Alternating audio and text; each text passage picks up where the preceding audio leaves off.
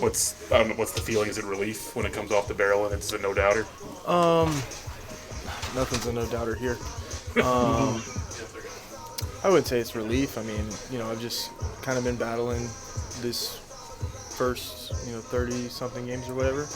And I've hit a few balls hard, but yeah, it was nice to see one kind of go in the air a little bit instead of on the ground. But I'm finally starting to find my swing a little bit, and really just kind of fight for that consistency. What are the signifiers for you that's common? Like, what do you see and feel in your swing when it's kind of turning the right way?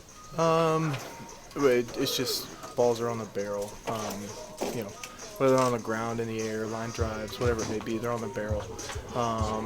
And I know where my barrel's at. When not going well, I just don't know where my barrel is. And today I felt like I knew where it was. So that's kind of telling me I'm on the right track. Alec, one thing that has stood out is even when things aren't going well through offensively, or your playing time hasn't been where you want it to be, you've done a nice job of staying consistent with your mental game. Mm-hmm. How is that different from years prior? Like, what have you learned in past seasons that allowed this to happen for you? I mean, this game is a roller coaster, right? Whether you're in there every day or you're in there, once a series or whatever it is, you got to stay locked in because. For me, I can come off the bench at any time if I'm not in there, or I could get my start for the week that day. So it's just been, just like you said, just trying to stay consistent mentally, like come in preparing every day like I'm playing, and then whatever my role is that day, take care of that. So I think that's really important. I don't think I took it seriously kind of with my first few years here, and I think it kind of hindered me a little bit, and it's something you can lean on when things aren't going well, with results and stuff like that. So take a lot of pride in that. Mm-hmm. Brother, what's your view of 5'10" Victor going up over the wall from where you were standing to Nolan says the best place he's ever seen? Yeah, it was super impressive, especially the way, he kind of got turned around out there a little bit at the wall, and to be able to adjust and make that play is unbelievable. I mean, I think defense won that last game for sure. So that was probably the top play of that. So we know he's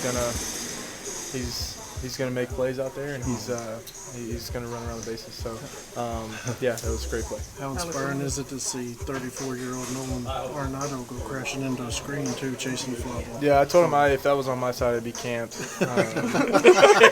But no, he. That just goes into the defense, right? Like him making that play, especially on a guy like Soto, where you don't want to throw him a lot of pitches if you don't have to. So just being able to, like you said, get crashed into the net and make a play it was huge for that game. Sonny said something the other day that he looks at Nolan, who has the longest resume of anybody in here, but he's still fighting and scratching every day to be great. Does that inspire you guys?